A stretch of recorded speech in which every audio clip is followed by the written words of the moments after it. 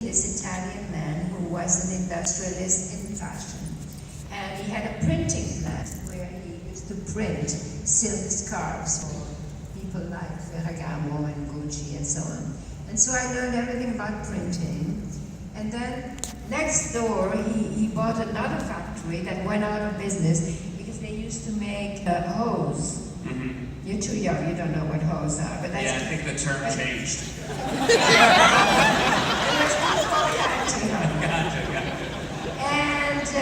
And they went out of business because there were no more hose. But they left the machines.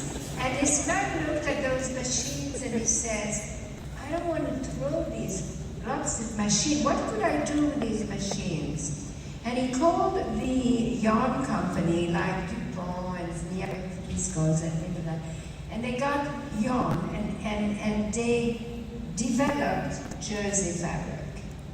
Jersey fabric? Yes. Jersey fabric, then t-shirts were born. I mean, t-shirts at the time were only worn by men, sailors, as underwear. And anyway, so there was the printed and the t-shirt, and then it was t-shirt, and then it was a t-shirt dress, and then that's how I started. So you come to America, you want to get into fashion. No. I come to America to visit. I'm sure about this. I'm sure about it. Okay. I come to America to visit my boyfriend, who I had met at university in Geneva.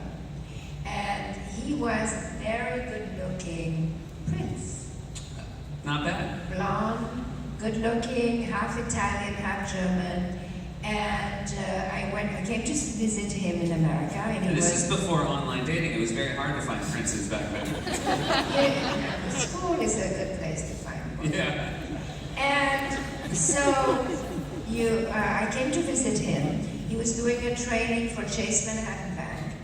And so he was a big socialite in New York. So I came here, and through him I met all the young designers of the time, the Halston, Giorgio Sant'Angelo, Stephen Burrows.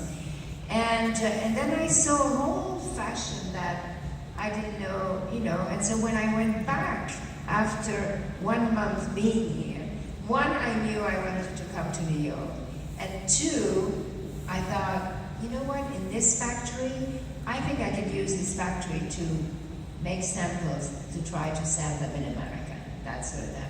What I was impressed with is you saw a void in women's fashion between, at the time, what was sort of the hippie style and then the really sort of buttoned-up, straight-laced style.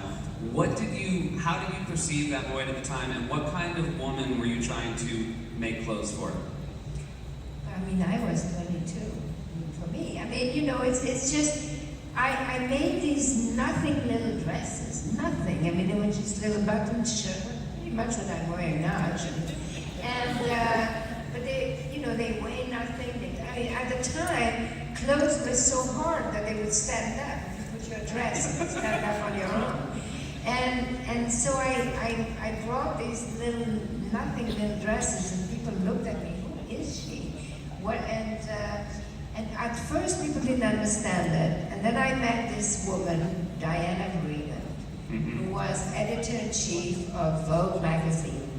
And she was a dragon lady with red lips and black hair. And I went to show her my clothes, and she loved them. And she said, genius, wonderful. And then I was out the door, putting back the dresses in the suitcase. Anyway. But it's interesting, because so you get this praise from the editor of Vogue. Obviously that's incredibly helpful. But now you have to start a business where you're actually selling these dresses. And this was a case where what your talents were in fashion, you did not have the same insight as far as business went. Is that correct at the time? Well, I mean, I was a 22-year-old. I know you were 22. We're all really impressed that you had this huge company. I had no experience of anything. I barely spoke English, Yeah. So I didn't know exactly what to do. So you ask a question to one person, and so she said, I think you should take a hotel room and rent a hotel room during market week. Market week? it's Market Week. Well, that's when the buyers come and buy. What hotel do you think I should do this in? Oh, maybe the Gotham Hotel, because that's where the California market shows. California market. I mean, I didn't understand any of those jargons. But you make it up, you know, you pretend you this and that, and before I knew, I had a room in this hotel, and I was waiting for orders, and then you get a few orders, and then you have to go to Italy and beg the man to make you these 46 dresses. I have a factory, I don't have a separate room.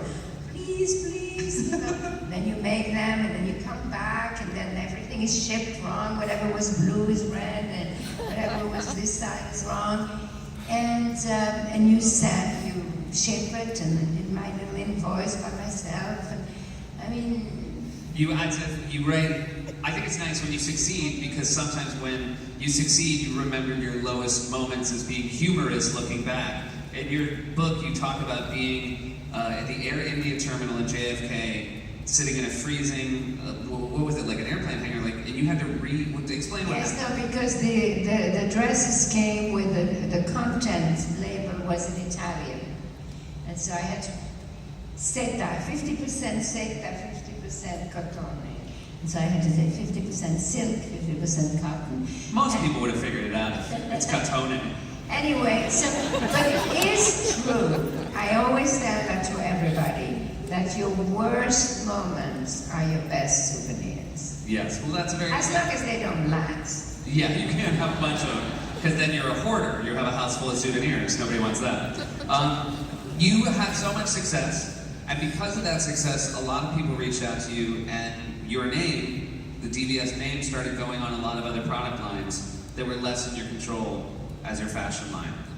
Was that something you look back, again, I don't know, you were 22, but... Yeah. 27. You're 27 now, okay, so you should know better.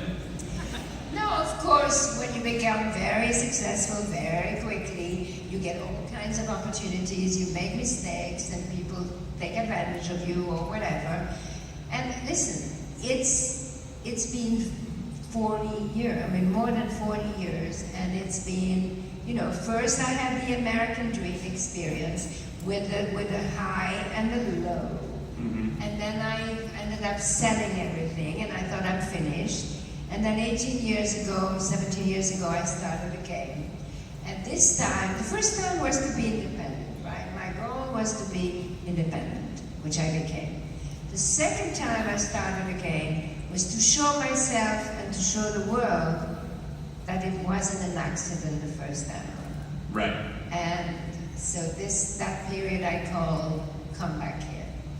And the Comeback Kid, I feel as though you've always embraced ways to connect with the people that buy your clothes. And one of the ways you came back was you were one of the first people to embrace sort of the home shopping, because you were sort of selling your dresses. That was my low time. That was when that's when nobody wanted me.